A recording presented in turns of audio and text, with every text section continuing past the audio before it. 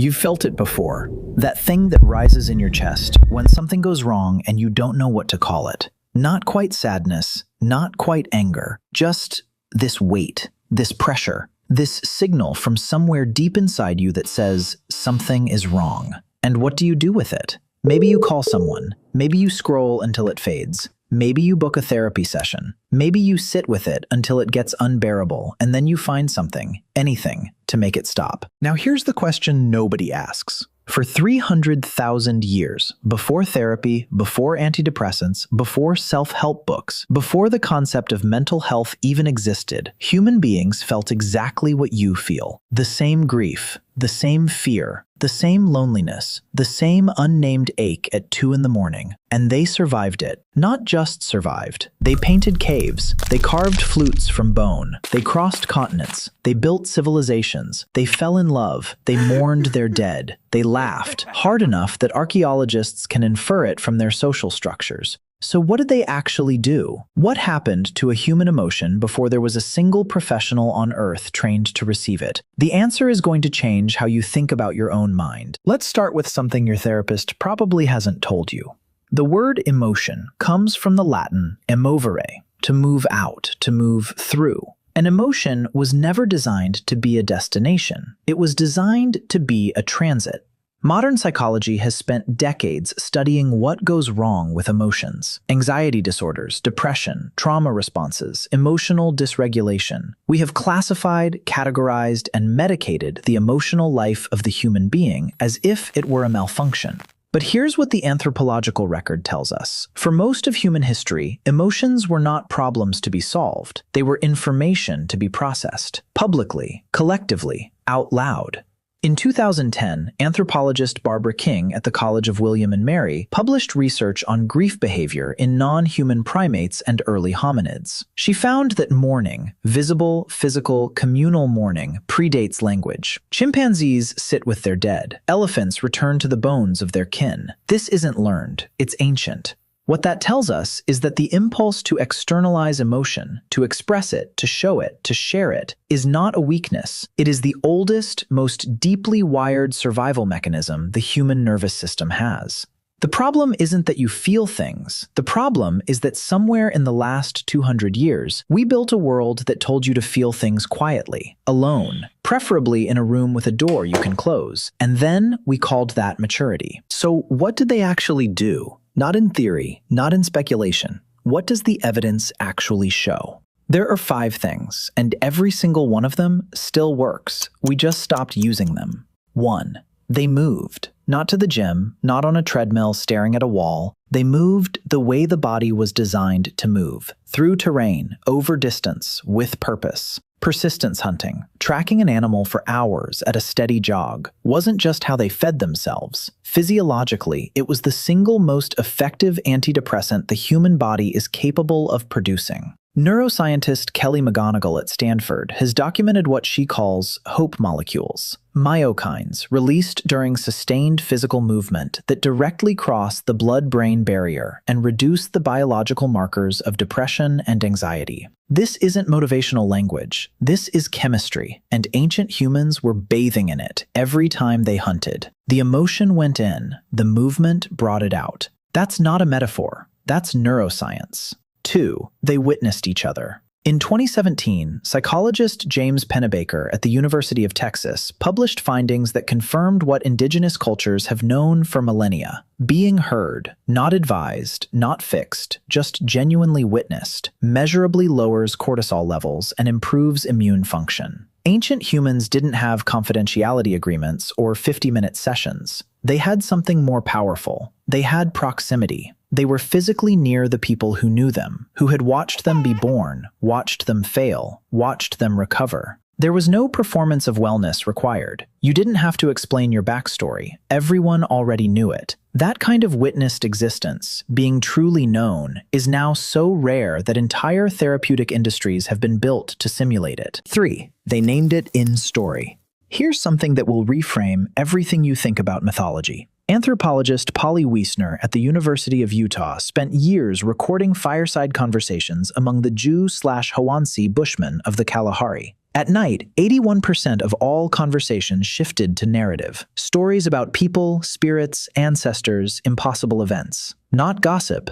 not planning. Story. Psychologist Dan McAdams at Northwestern University has spent his career documenting what he calls the narrative self, the human tendency to construct identity through story. His research shows that people who can place their pain inside a narrative framework, who can say, "This happened and here is what it means," show dramatically better psychological outcomes than people who cannot. Ancient humans did this automatically, every night, around every fire. The grief of losing someone became a story about what they left behind. The fear of tomorrow became a myth about a hero who faced worse. The anger at someone in the group became a cautionary tale that everyone heard and understood. The emotion was metabolized through narrative, and the fire was the original therapy room. 4. They used their bodies as instruments. Music is older than agriculture, older than civilization, older than writing. The 40,000-year-old vulture bone flute found in the Swabian Jura in Germany tells us something profound. Before humans had systems, before they had governments or economies or religions, they had rhythm. Neuroscientist Stefan Kolsch at the University of Bergen has documented that group musical activity, drumming, chanting, singing in unison, produces synchronized brainwave states across multiple individuals simultaneously. It is the only known human activity that creates genuine neurological synchrony between separate nervous systems. In other words, when ancient humans drummed together around a fire, they were not just making music, they were literally merging their nervous systems into a shared state. The isolated grief of one person became, through rhythm, the shared experience of the group. And the isolation, the very thing that makes modern emotional suffering so unbearable, dissolved. 5. They ritualized the unbearable. Every human culture that has ever existed, on every continent, in every era, has developed rituals for extreme emotion. Grief rituals, coming-of-age rituals, rituals for war, for birth, for failure, for loss. Anthropologist Victor Turner called these liminal spaces, structured experiences that exist outside normal time and normal rules, designed specifically to hold emotional states too large for ordinary life to contain. A ritual doesn't make the pain smaller, it makes the container bigger. It says, "This feeling is significant enough that we will stop everything and build a space for it." It gives the unbearable a shape, a duration, a beginning, and an end. Modern humans have almost entirely dismantled this. We send a condolence text. We take 3 days of bereavement leave. We say, "Let me know if you need anything." And then life resumes at full speed, and the grief, uncontained, unwitnessed, unritualized, turns inward and festers. So if ancient humans had all of this, movement, witnessing, narrative, ritual, when did it break down? When did the human emotional life become something to be managed by professionals instead of metabolized by community?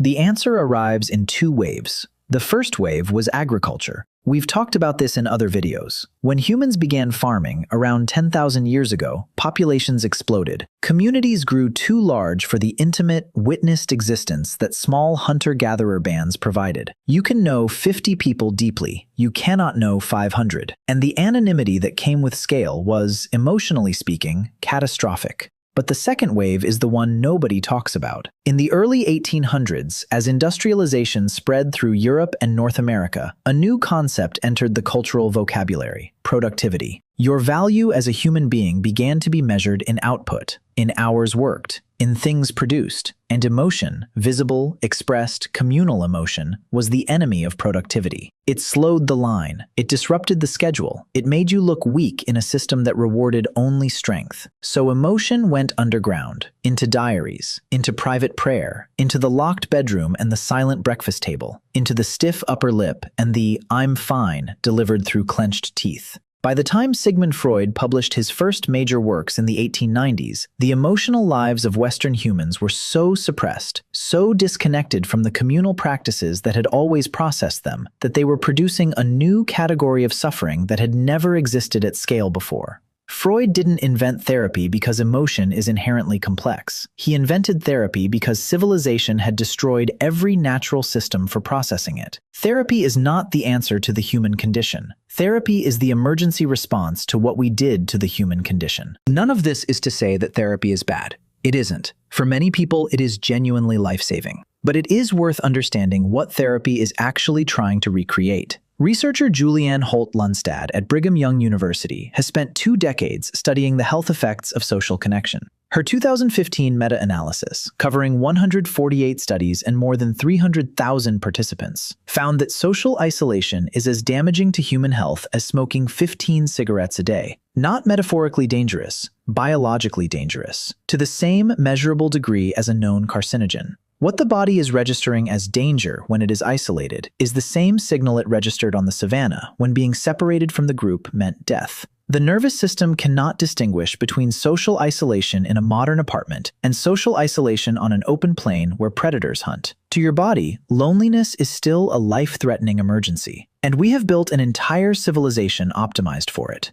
The research from Positive Psychology, from Martin Seligman, from Mihai Csikszentmihalyi, from Brené Brown, consistently points in the same direction. The things that correlate most strongly with human well-being are not income, not status, not productivity. They are being witnessed, having a sense of meaning, belonging to something larger than yourself, having rituals that mark the significant moments of your life, moving your body in ways that connect you to the physical world. In other words, the research keeps finding that what humans need most is exactly what ancient humans had. We have spent 2 centuries building systems to replace what took 300,000 years to perfect, and we keep wondering why we're struggling. There is a word used in indigenous healing traditions across cultures that has no direct translation in English. The Lakota people call it wikozani, the Kunsan call it n/um, the ancient Greeks called it eudaimonia. Different words, different continents, different centuries. But every one of them describes the same thing. A state of complete integration between a person and their community. A condition in which you are neither performing wellness nor hiding suffering, because neither concealment nor performance is necessary. Because you are known, because you belong, because what moves through you can move through the people around you, and vice versa. That is what ancient humans had. Not the absence of pain, not lives free from loss or fear or grief, but a container built from proximity and ritual and rhythm and story that was large enough to hold whatever arose. The modern mental health crisis is not a chemical crisis, though chemistry is involved. It is not a genetic crisis, though genetics play a role. It is a container crisis. We have more people than ever before. We have less genuine contact than at any point in human history. We have outsourced the processing of our emotional lives to individuals with clipboards, and we have scheduled those sessions for 50 minutes, once a week, if we can afford it. And then we wonder why the waiting lists are 3 months long and the prescriptions keep multiplying. I want to be careful here, because this can sound like nostalgia, like a fantasy of returning to something simpler. But that's not what this is. You are not going to become a hunter-gatherer. You are not going to dismantle the civilization you live inside, and you shouldn't have to. What you can do is understand what your nervous system was actually designed for, what your emotions are actually asking for, what the research, ancient and modern, anthropological and neurological, consistently, unanimously points toward. Not a professional, not a prescription, not an app, a fire, a face, a story, a rhythm, a witness. The technology is 300,000 years old, and it still works.